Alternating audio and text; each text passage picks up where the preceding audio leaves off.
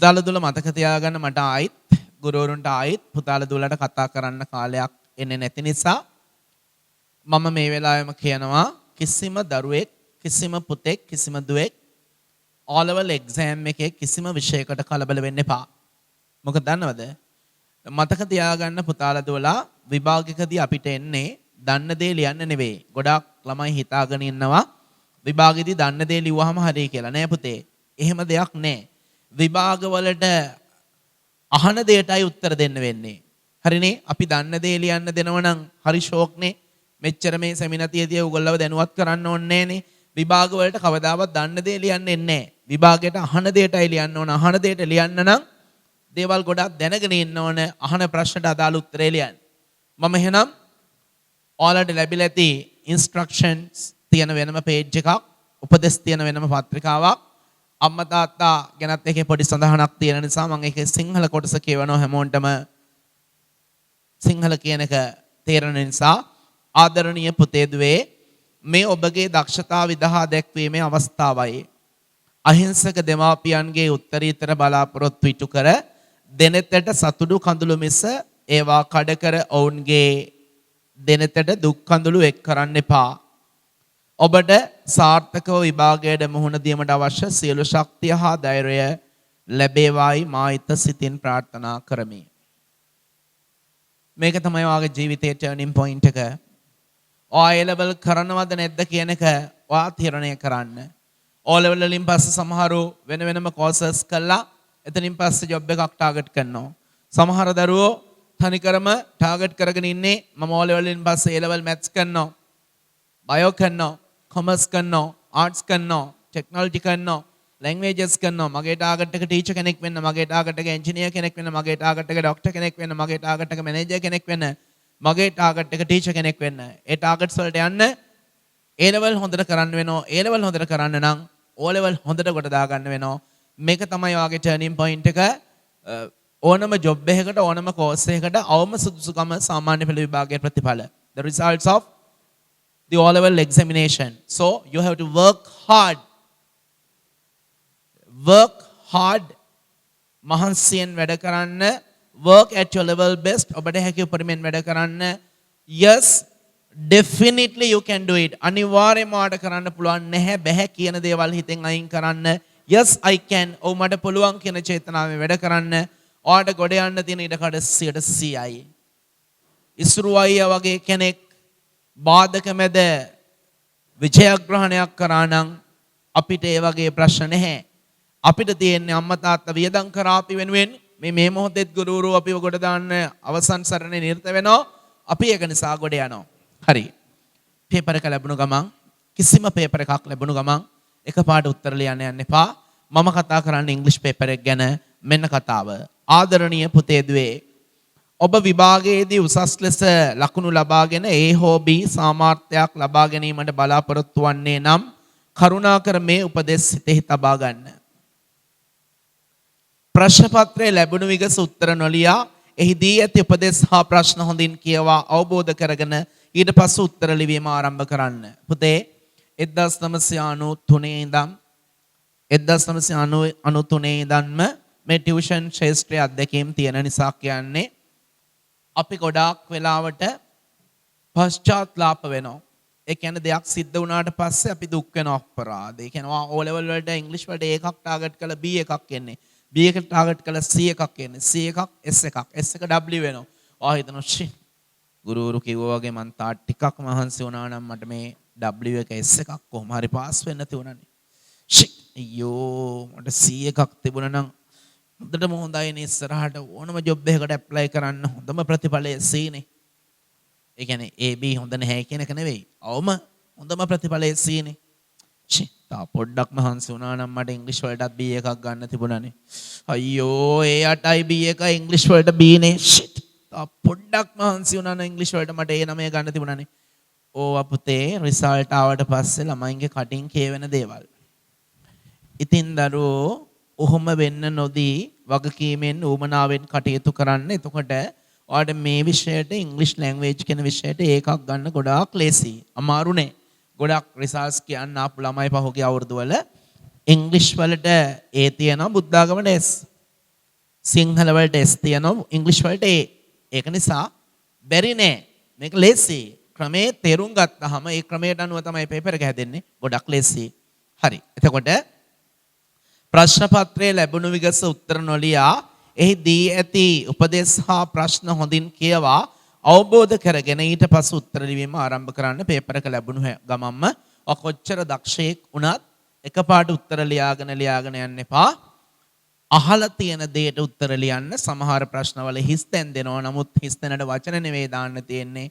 Letter එක අකුර නැත්තම් number එක ඉලක්කම. ඒක නිසා ප්‍රශ්නය කියවල උත්තර ලියන එක අංක 1ටම කළ යුතුයි. ඊළඟ එක දී ඇති ප්‍රශ්න එක්වරක් නොව දෙවරක් හෝ ඊට වැඩි වාරයක් අවබෝධයෙන් කියවා ඊට පස්සේ උත්තර ලිවීම ආරම්භ කරන්න. පුතාලා දුවලට මම හිත සැනසෙන්න මේ කියන්නේ. පුතේ දුවේ මම කියවන්නේ මේක තමයි ඔයාගේ ජීවිතයේ ටර්නින් පොයින්ට් එක කියලා. තීරණාත්මක අවස්ථාව හැරවුම් ලක්ෂය. ඔයා රිසල්ට්ස් දැම්මොත් මට නෙවෙයි. ඔයා රිසල්ට්ස් දැම්මොත් අම්මා තාත්තට නෙවෙයි. ඔයා රිසල්ට්ස් දැම්මොත් පුතාලා දුවලා මතක තියාගන්න ඔයාලටමයි. ඔයාගේ අනාගතයේ තීරණය කරන්න ප්‍රධානම සාධකය වෙන්නේ ඔයාලවල රිසල්ට් එක. ඒක නිසා ඔයා මං කියන්නේ හැමෝටම ඒ නමේ දාන්න බෑ. නමුත් අඩුම ගානේ C9කට යන්න. C9කට යන්න. පිළිගත හැකි රිසල්ට් එකක් ගන්න. පස්සේ දුක් වෙන්න තියාගන්න එපා. හරිනේ? එතකොට මතක තියාගන්න පේපර් එක කොයි වෙලාවෙ එකතු කරන්නේ ඉදන්නේ ඉක්මනට මේ මගුල ඉවර වෙනව නම් හොඳයි. එහෙම එපා. මේ ඔයාගේ ජීවිතයත් එක්ක සටන් කරන්න සෙල්ලම් කරන්න. එහෙම කරන්න එපා. ඔයා කරන සෙල්ලම හරියට කරන්න. මැච් එකක් වුණත් හරියට ගැහුවොත් තමයි එංගලන්තේ දිනන්නේ. දැන් ලංකාව බලන්න. ගහන මැච් පරදින්නේ ඇයි? හරියට ගහන්නේ ඕනවට එපාවට. ඒ වගේ තමයි හැඟීමක් ඇතිව සෙල්ලම් කරනකොට ජයග්‍රහණය ගොඩාක් පහසු වෙනවා. හැඟීමක් ඇතිව වැඩ කරනකොට රිසල්ට්ස් දාන්න එක අමාරු නෑ. ඒ නිසා කලබල නොවි ප්‍රශ්න හොඳට කියවලා උත්තර ලියන්න. දී ඇති ප්‍රශ්න එක්වරක් නව දෙවරක් හෝ ඊට වැඩි වාරයක් අවබෝධයෙන් කියවා ඊට පස්සේ උත්තර ලිවීම ආරම්භ කරන්න. ප්‍රශ්න දෙපාරක් හෝ ඊට වැඩි වාරයක් කියවලා තේරුම් ගන්නගෙන උත්තර ලියන්න පටන් ගන්න. ඔබේ අත් අකුරු ඊටාම පැහැදිලිව ලියන්න. පුතාලා දුවලට මම හොඳටම කියනවා අනා ගන්න එපා. ඔයා ලියන වචන මේකයි කියලා ඔයා දැනගත්තට වැඩක් නෑ පුතේ දුවේ එක්සෑම් එකකදී. ඔයා ලියන වචනේ කිසිසේත්ම ඔයාට නෙවෙයි අදාළ වෙන්නේ. ඔයාගේ ඉංග්‍රීසි පේපර් එක 5 දෙනෙක් බලනවා කියන එක දන්නේ නැත්නම් අද දැනගන්න. ඔයාගේ ඉංග්‍රීසි පේපර් එක O level ඉංග්‍රීසි පේපර් එකක් 5 දෙනෙක් බලනවා. මම දන්නේ අනිත් විෂයන් ගැන. මම වගකීමෙන් කියන O level ඉංග්‍රීසි පේපර් එක 5 දෙනෙක් බලනවා. වෙන 5 දෙනා. ඔයාලගේ ඉස්කෝලවල ගුරුවරු කීප දෙනෙක් තෝරාගත්ත ගුරුවරු කීප දෙනෙක් O level paper marking වලට යනවා හැම දිස්ත්‍රික්කෙම. ප්‍රධාන පාසල් වල. පුතාලා දුවලා ගැන දැනුවත් ඇති. ඒ ටීචර් යන්නේ මොකටද? paper marking. දැන් ඔයගොල්ලන්ට මාර්තු 18 නම් විභාගය ඉවර වෙන්නේ. මාර්තු 12 හරි 18 හරි විභාගය ඉවර වෙනවා කියමු. එතකොට මාර්තු විභාගය ඉවර වෙන්නේ යම් දවසකද ඊට දවස් 5කට විතර පස්සේ paper marking පටන් ගන්නවා. ඒ පළවෙනි අදියර. හරිද? එතනින් බලලා ඉවර කරන්නේ ආය බලනවා. එතකොට paper marking කරන අපි හිතමු මිස්ටර් සිල්වා මහත්තයා ඔන්න ඔයගේ ඉංග්‍රීසි පේපර් එක බැලුවා. සිල්වා මහත්තයා පේපර් එක බල ඉන්න අතරතුරේදී සිල්වා මහත්මයා, පෙරේරා මහත්මයා, ගමගේ මහත්මයා ඔය වගේ ඉන්නවා කියමුකෝ. ඊට පස්සේ මිසිස් මානෙල් මහත්මිය ඔය වගේ පේපර් මාකින් කරන කට්ටිය බලන අතරතුරේදී සුපර්වයිසර් කෙනෙක් කියනවාලට අධීක්ෂකයෙක්. එයා ඇවිල්ලා අර බලපු පේපර් වලින් අහඹු ලෙස තනින් තන 5න් 5ට 6න් 6ට පේපර්ස් අරගෙන බලනවා. එතකොට පෙරේරා මහත්මයා මිස්ටර් සිල්වා පේපර් එක බැලුවා. ඊට පස්සේ අපි හිතමු සුපර්වයිසර් මිස්ටර් ගමගේ කියලා. මිස්ටර් ගමගේ පේපර් එක බැලුවා දෙන්නයි. ඊට පස්සේ තුන්වෙනියට කරන්නේ ඔයාගේ පේපර් එකේ ලකුණු ආයිත් එක්කෙනෙක් මුලින් ඉඳන් අගට චෙක් කරනවා. අඩුපාඩු තියද කියලා බලනවා. හරි වැටුන් නැති ඒවා තියද කියලා බලනවා. බලපු නැති ඒවා තියද කියලා බලනවා. ඒ තුන්වෙනියට බලන එක්කෙනා. ඊට පස්සේ කම්පියුටරයිස් කරන්න කලින් ඔයාලගේ රිසල්ට්ස් පරිගණකගත කරන්න ඕනේ. පරිගණකගත කරන්න කලින් තවත් එක්කෙනෙක් බලනවා. ඒක තමයි හතරවෙනි එක්කෙනා. ඊට පස්සේ ඔයා O level exam එකේ result එන ඔයා ලියපු O level exam එකේ results එනකොට ඔයා ඉංග්‍රීසි වලට ඒකක් ටාගට් කරගෙන හිටියා. එන්නේ B එකක්. දැන් මොකෝ කරන්නේ? හිත කලකිරලා ඉන්නේ. සමස්ත ප්‍රතිඵලයේ A8යි B1යි. දැන් මොකෝ වෙලා තියෙන්නේ? A8යි B1යි පුතාලා දුලගේ result එක. B1 ඉංග්‍රීසි. දැන් මොකෝ කරන්න හදන්නේ? ඔයා මොන correction දානවයි? රීකරෙක්ෂන් දානවා. ප්‍රතිඵල නැවත සමීක්ෂණය සඳහා ඉල්ලීමක් කරනවා. ආන්න එතකොට ඔයා O level exam එකේ results එනකොට ඔයා ඉංග්‍රීසි වලට ඒකක් ටාගට් කරගෙන හිටියා. දැන් මොකෝ කරන්නේ? හිත කලකිරලා ඉන්නේ. සමස්ත ප්‍රතිඵලයේ A8යි B1යි. දැන් මොකෝ කරන්න හදන්නේ? ඔයා මොන correction දානවයි? රීකරෙක්ෂන් දානවා. ප්‍රතිඵල නැවත සමීක්ෂණය සඳහා රීකරෙක්ෂන් වලදී ඔයාගේ පේපර් එක බලන්නේ කලින් 4 දෙනාම නෙවෙයි වෙනම එක්කෙනෙක්. ඉංග්‍රීසි පේපර් එක 5 දෙනෙක් බලනවා. ඒකයි මං කිව්වේ තමන්ගේ අත්තකුරු හෑන්ඩ් රයිටින් කියන එක 100%ක්ම පැහැදිලි වේ යුතුයි. කවදාවත් ඉංග්‍රීසි පේපර් එකේ මම අනිත් විෂයන් ගැන කියන්නේ නැහැ. ඉංග්‍රීසි පේපර් එකේ අකුරු ලියන්න එපා. වැරදීම් ඕන කෙනෙකුට වෙන්න පුළුවන්. වැරදීමක් වුණොත් තනීරෙන් විතරක් කපන්න. කුරුටු බලි ගන්න එපා. අකුරු ලියන්න එපා. ඉංග්‍රීසි පේපර් එකට නෙවෙයි කිසිම පේපර් එකකට ටිපෙක්ස් තහනම්. විභාග ශාලාවට පවා ටිපෙක්ස් ගෙන යාම දඬුවම් ලැබිය හැකි වැරද්දක්. ඒක නිසා ටිපෙක්ස් ਸਰව සම්පූර්ණයෙන්ම එක්සෑම් එකට තහනම්. පේපර් එක රිජෙක්ට් වෙන්න පවා ඉඩ තියෙනවා. ප්‍රතික්ෂේප වෙන්න ඉඩ තියෙනවා. කුරුටු බලි ගන්න එපා. අකුරු ලියන්න එපා. ටිපෙක්ස් යූස් කරන්න එපා. හොඳට අත්තකුරු පැහැදිලිව මම කියවනේ 5 දෙනෙක් බලනවා කියලා වෙන කෙනෙකුට වාලියන දේ පේපර් මාකින් කරන එක්කෙනාට කියව ගන්න පුළුවන් වෙන ලියන්න. ඔබේ අකුරු ඉතාම පැහැදිලිව ලියන්න. නිවැරදි පිළිතුරක් අපැහැදිලි වුවහොත් ලකුණු නොලැබී යාමට ඉඩ ඇත. ඔයාගේ උත්තරේ ඔයාට ෂුවර් මම ලිව්වේ මේකයි කියලා. නමුත් ඔයාගේ උත්තරේ වෙන කෙනෙකුට පේපර් මාකින් කරන එක්කෙනාට බලා ගන්න බැරි නම් ඔයාගේ උත්තරේ හරි වුණත් ලකුණු ලැබෙන්නේ නැහැ. ව්‍යාකරණ හා අක්ෂර වින්‍යාසය පිළිබඳ වැරදි කිරීමෙන් වළකින්න. ඒ කියන්නේ grammar he go කියන්න බෑනේ he goes. හරිනේ. mother cook කියන්න බෑනේ mother cooks. ඒ වගේ they play yesterday කියන්න බෑනේ they played yesterday. ස්පෙලිං ගැන grammar ගැන ගොඩාක් සැලකිලිමත් වෙන්න. සෑම විටම කෙටි වාක්‍ය ලියන්න. දිගු වාක්‍ය ලිවීමෙන් වැරදි වැඩි වේ. පුළුවන් හැම වෙලාවෙම short answers දෙන්න. හේතුව answer එක long වෙන්න උත්තරේ දික් වෙන්න වරදින ප්‍රමාණය වැඩි. write complete answers යන්නෙන් පවසා ඇතනම් පමණක් එසේ කරන්න. write complete answers කියන සම්පූර්ණ පිළිතුරු ලියන්න. එතකොට විතරක් දිග උත්තර ලියවට කමක් නැහැ. එහෙම නැත්නම් නිතරම කෙටි උත්තර ලියන්න. ලිපිය සහ රචනය ලිවීමට පෙර එය සැලසුම් කරන්න. එසේ එක ලෙටර් එක ලියන්න කලින් ඒක plan කරන්න. කරන්නම් වාලේ කරන්න එපා. ලියන්නම් වාලේ ලියන්න එපා. plan කරලා වැඩ කරන්න. සියලුම ප්‍රශ්න වලට පිළිතුරු සැපීමෙන් පසු වේලාව ඉතිරිව ඇතනම් පිළිතුරු නැවත කියවන්න. එයින් අඩුපාඩු සකස් කරගත හැකිය. වේලාව ඉතිරිව ඇතනම් පමණක් නෙවෙයි අනිවාර්යෙන් වේලාව විනාඩි 5-10ක් අමතරව ඉතිරි කරගන්න. second time third time read කරනකොට කියවනකොට ඔයාගේ careless errors අප්‍රවේශම්කාරීව සිද්ධ වෙච්ච වැරදි හඳුනා ගන්න හරි ලේසියි. ඒක නිසා උත්තර නැවත කියවන්න. එහෙනම් ඔන්න ඔය ටික තමයි මුලින්ම ඔයාලට කියලා දෙන්න තියෙන පුතාලා දුවලට. දැන් එහෙනම් පේපර් එක අතට ගන්න වැඩේ පටන් ගමු.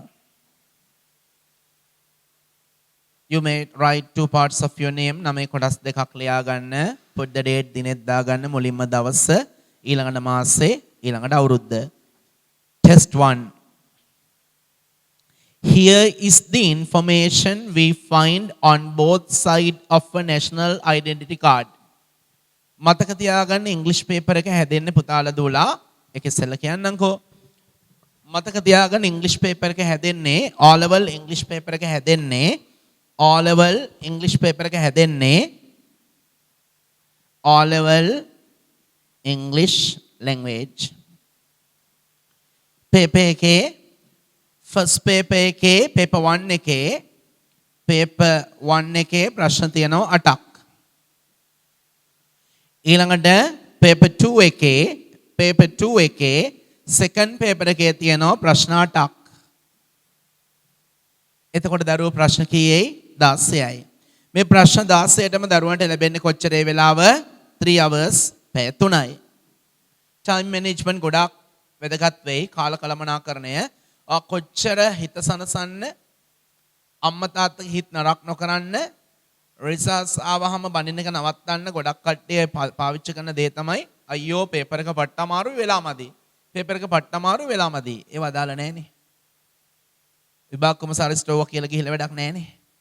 එයා වගේ රිසර්ච් වැඩි කළ දෙන්නෙත් නැහැ, වෙලාව වැඩියෙන් දෙන්නෙත් නැහැ. ඒක නිසා O level ළමයෙකුට O level paper එක ලියා ගන්න පුළුවන් මට්ටමට තමයි හදන්නේ. හරිනේ? O level වලට A level ඒව දාන්නේ නැහැ. නමුත් O level වලට 9 ඒව දානවා. O level වලට 6 ඒව දානවා. ඒක නිසා බොරු කතා කියන්න එපා. English language ඉංග්‍රීසි භාෂාව paper 1 8 questions ප්‍රශ්න 8යි. paper 2 8 questions ප්‍රශ්න 8යි. for both papers you will have 3 hours. papers දෙකටම වාට පැය 3ක් ලැබෙනවා. first paper එකේ ප්‍රශ්න 8 තමයි මුලින්ම සාකච්ඡා කරන්නේ. ඔය ඔයාලට ලැබිලා තියෙන paper එකේ notice එකක් එහෙම ලියන හැටි මම කියලා දෙනවා වගේම කලින් අවුරුදු වල මම කියන දේ වැරදි කියලා ඔයාලට හිතෙනවා නම් ඔයාගේ ටීචර් උගන්වපු ක්‍රමය ඔයිට වැරදි නම් මම සාක්ෂි ප්‍රූෆ් දාලා ඇති නෑ මම කියලා දෙන දේ හරි කලින් අවුරුදු වල පේපර් මාකින් කරන්න ගියපු ගුරුවරු අර මාකින් ස්කීම් එකට අනුව පේපර් මාකින් කරනකොට ගුරුවරුන්ට දෙනවා මෙන්න මේ විදිහට තියෙනවා නම් හරි දෙන්න කියලා වෙනම මාකින් ස්කීම් එකක්. අන්න එයින් උත්තර කීපයකුත් ඕකට දාලා තියෙන. ඒක නිසා මම උගන්වන දේ හරි කියන මතේ ඔයාලට සනාථ වෙන්න මම ඒවත් තනින් තැනට දාලා තියෙයි. හරි. එහෙනම් ටෙස්ට් 1 පළවෙනි ප්‍රශ්නය. Here is the information we find on both sides of a national identity card. Here is the information මෙන්න තියෙනවා තොරතුරු we find අපිට සොයාගත හැකි on both sides කියන්නේ පැති දෙකේම of a national identity card. National identity card කියන්නේ ජාතික හැඳුනුම් පත. හරිනේ? ඔයාගේ ජාතික හැඳුනුම් පතේ identity card නෙවෙයි identity card. ඔයාගේ ජාතික හැඳුනුම් පතේ පැති දෙකේම විස්තර තමයි මෙතන තියෙන්නේ. Write the letter underline. විභාගෙදී පැන්සල ගොඩාක් වැදගත් වෙනවා. මම ඒක සෙකන්ඩ් පේපර් එකේ අවසානයත් සමග කියලා දෙන්නම් විභාගෙට ගෙනියන්න ඕනේ ඒවා. Write the letter ඔතන ලියුම නෙවෙයි අකුර. capital හෝ simple ABCD අකුරු. Write the letter of the information asked for in the blank, choosing the correct one from the list below. එතකොට identity card එකක ඉස්සරහ සහ පිටිපස්සේ විස්තර දීලා තියෙනවා. දීලා තියෙන උත්තරයට ගැලපෙන්නේ මොකක්ද කියන එකට අදාළ අකුරයි ඔයාට ඔය හිස්තැනෙන් ලියන්න තියෙන්නේ. ආයිත් බලමුද? Here is the information we find on both sides of a national identity card. ජාතික හැඳුනුම් පතක දෙපැත්තෙම තියෙන තොරතුරු ටිකක් තමයි මෙතන දීලා තියෙන්නේ. Write the letter ප්‍රශ්නය හොඳින් කියවා තේරුම් ගන්නවා කියන්නේ ඔන්න ඕකට. Write the letter of the information asked for අසා ඇති තොරතුරු වලට අදාළ අංකය ලියන්න in the blank හිස්තැනෙන් choosing the correct one from the list below පහත දී ඇති ලයිස්තුවෙන් තෝරගෙන. මම ඉස්සෙල්ලා දීපු උත්තර ටික කියවන්නම්. G Silva numbers පිළිවෙලට යන් දකුණු පැත්ත male පිරිමි ගිම්හාන Colombo 5th of January 1990 31 years 36 Main Street Gaul teaching Guru Vurtiya 2000956V 23rd of January 2008 23rd of January 2008 මම කියන්නම් ඔයාලට ඕකේ වරදින ප්‍රධානම තැනක්. දින දෙකක් දීලා තියෙනවනේ. දින දෙකක් දීලා තියෙනවා. ඕක බහුතරයක් වරද්දනවා. හේතුව උමනාවෙන් අවධානයෙන් කියවන්නේ. අපි ආයිත් බලමු. G Silva male පිරිමි ගිම්හාන කොළඹ 5th of January 1990 1990 ජනවාරි 5 2008 ජනවාරි 23ට කලින් සිද්ධ වෙන එකක්. හොඳේ 1990 එන්නේ 2008ට කලින්. 31 years 36 Main Street Gaul teaching Guru Vurtiya 2000956V 23rd of January 2008 date of issue ඔන්න දැන් මම කිව්වේ ඕක තමයි අවුල. date of issue කියන්නේ දරුවා නිකුත් කළ දිනය. date of issue නිකුත් කළ දිනය පාඩුවේ ඉන්න. මුකුත් කරන්න යන්න එපා. ඉස්සෙල්ලා උත්තර ටික බලමු. B name with initials කියන්නේ මුලාකුරු සමග නම. name with initials මුලාකුරු සමග නම. first name මුල් නම. occupation රැකියාව date of birth උපන්දිනය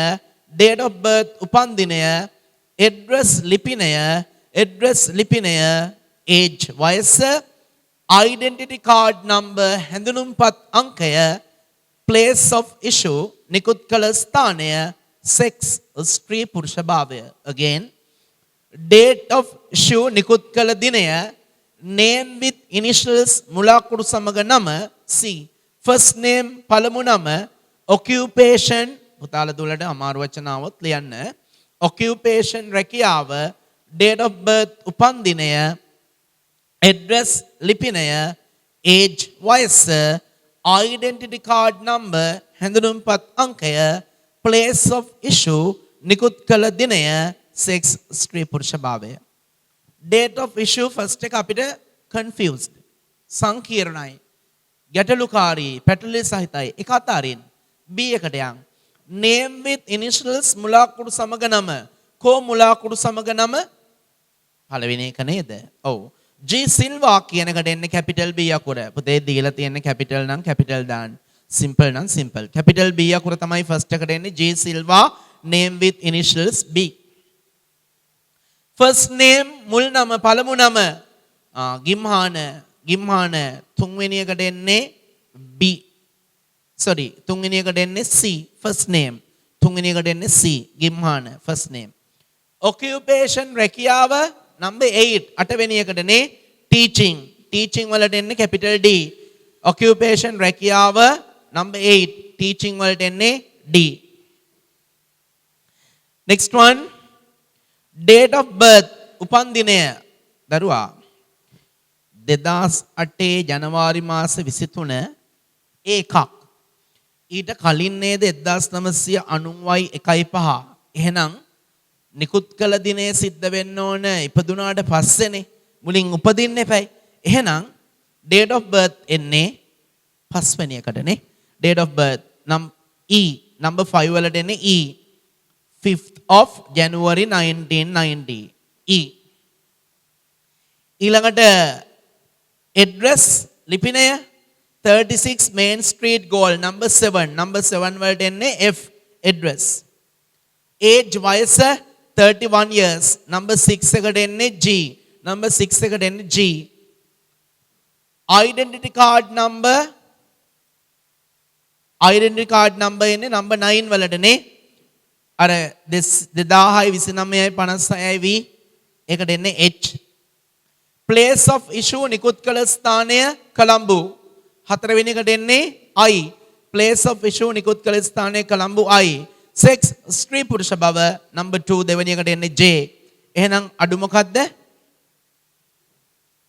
date of issue නිකුත් කළ දිනය 10 වෙනි එක A අකුරු ටික මෙහෙමයි එන්නේ වම දකුණ බලන්න B J C I E G F D H A again B J C I මම කියන්නේ අංක පිළිවෙලට වම දකුණ B J C I E G F D H A කුරුටු බලි ගන්න එපා අකුරු ලියන්න එපා ටිපෙක්ස් උලන්න එපා ඔයාලා ලියන උත්තර පේපර් මාකින් කරන අයගේ හිතට වදින්න ලස්සනට හැඩට උවමනාවෙන් හරියට ලියන්න second question දෙවැනි ප්‍රශ්නේ මේ ඔයාලගේ පේපර් එක හැදෙන විදියට තමයි මම මේ දීලා තියෙන්නේ ඔය first question එක ඔය විදි තුනටම එන්න පුළුවන් මම ඒකයි තුනක් දාලා තියෙන්නේ දැන් උගන්නපු විදියයි ඊට පස්සේ කොටුවක් ඇතුලේ අංක හරි අකුරු දාන්නයි නැත්නම් හිස්තෙන් පුරවන්නයි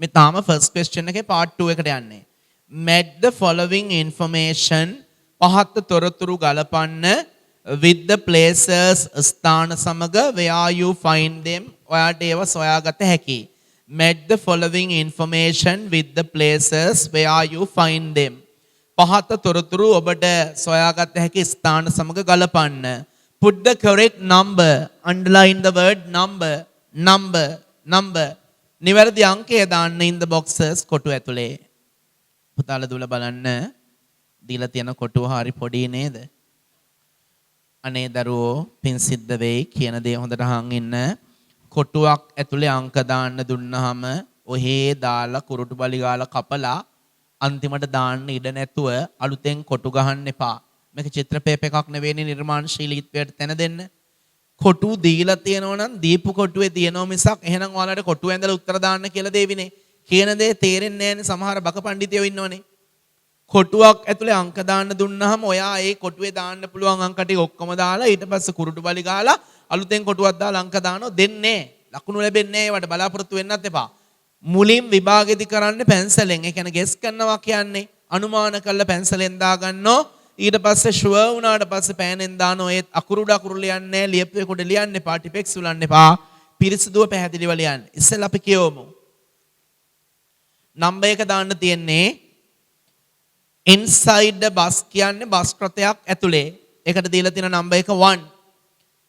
at a clinic කියන්නේ සායනයක් අසල. that is number 2. at a bank බැංකුවක් ළඟ. number 3. near a bridge පාලමක් අසල. number 4. near a court of law උසාවියක් ළඟ. number 5. again number 1 inside the bus bus රථයක් ඇතුලේ.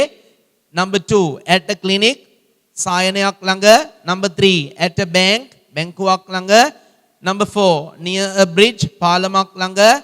number 5 near a court of law උසාවියක් ළඟ. බලමු. do not sound your horn. ඔබේ horn නලා ශබ්ද කරන්න එපා. do not sound your horn. ඔබේ නලා ශබ්ද කරන්න එපා. නලා ශබ්ද කරන්න තහනම් ස්ථානය මොකක්ද උඩ තියෙන ස්ථාන වලින්? court උසාවිය නේද? එහෙනම් first box එකට එන්නේ number 5. මම දැන් මාත් එක්ක කරන නිසා මෙහෙම කරමු. විභාගෙදී ඔයගොල්ලෝ සියලු දේ හොඳට කියවලා ලේසි ටික මුලින් කරලා පස්සේ අමාරු ටික කරන්න නොකර ඉන්න එපා. දන්නේ හැටියට තේරෙන හැටියට කරන්න. do not sound your horn. number 5 near a court of law. near a court of law. B. business hours 9 am to 3 pm. ගනුදෙනු කරන වේලාවන් පෙරවරු 9 සිට පස්වරු 3 දක්වා. business hours ගනුදෙනු කරන වේලාවන් 9 am to 3 pm පෙරවරු 9 සිට පස්වරු 3 දක්වා. ගනුදෙනු කරන්නේ ක්ලිනික් එකේද? ක්ලිනික් එකක් දැන් බිස්නස් එකක් කරගත්තා ඉන්නෝ නෑ. බිස්නස් එකකට ගැලපෙන ඕකේ බැංක් එක නේද? එහෙනම් at a bank number 3 second එකට එන්නේ at a bank number 3. consultation රෝගීන් පරීක්ෂා කිරීම කියන කනේ consultation කියන්නේ. රෝගීන් පරීක්ෂා කිරීම 9 am to 11 am පෙරවරු 9 සිට පෙරවරු 11 දක්වා and 2 to 4 pm පස්වරු 2 සිට 4 දක්වා. number 2 at a clinic. at a clinic number 2. smoking is prohibited. දුම්බීම තහනම්. smoking is prohibited. දුම්බීම තහනම්. මොකද්ද ස්ථානය? inside the bus number 1. inside the bus එකක් වැරදුනොත් දෙකක් වරදිනවා. විභාගෙදී මුලින් පැන්සලෙන් කරන්න කිව්වේ ඒකයි. danger අනතුරුදායකයි. under repair අලුත් වැඩියාව යටතේ තියෙනවා. danger අනතුරුදායක under repair අලුත් වැඩියාව යටතේ තියෙනවා. near a bridge පාලමක් අසල number 4. මෙන්න numbers ටික 53214 53214 53214. third part question number 1 එක එන්න පුළුවන් තුන්වෙනි ක්‍රමය. fill in the blanks with a suitable word given in the box. කොටුව තුල දීලා ඇති වචන වලින් සුදුසු වචනය තෝරා හිස්තැන් පුරවන්න. fill in the blanks with a suitable word given in the box. කොටුව තුල දී ඇති වචන වලින් සුදුසු වචනය තෝරා හිස්තැන් පුරවන්න. one is done for you එකක් කරලා තියෙන්නේ. one is done for you එකක් කරලා තියෙන්නේ. මම ඉස්සෙල්ලා කොටුවේ වචන කියවන්නම්. chocolate කියන්නේ chocolate. rice කියන්නේ හාල්. bread කියන්නේ පාන්. toothpaste කියන්නේ දත් බෙහෙත්. cake bananas කෙසෙල්. chocolate rice hal, bread pang, toothpaste dat behet, cake, bananas kesel. I'll give the time to do. You have to start. Padangan. All උත්සාහ කරන්න මුලින්. ඊට පස්සේ උත්තර බලමු.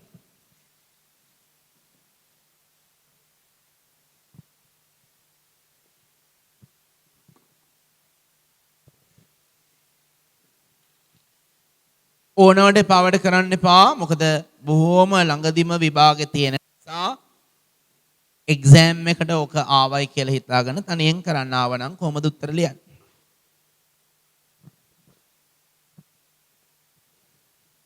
හරි. A sack of rice කියන්නේ හාල් ගෝනියක්. A sack of rice හාල් ගෝනියක්. A tube of toothpaste දත් බෙහෙත් ටියුබයක්. A tube of toothpaste that made tube signal, claw guard. A tube of toothpaste, a bar of chocolate, a bar of chocolate. Chocolate මෙහෙම දිගට නේ තියෙන එකයි bar කියන්නේ. A piece of කෑල්ලක් මොනවා කෑල්ලක්ද?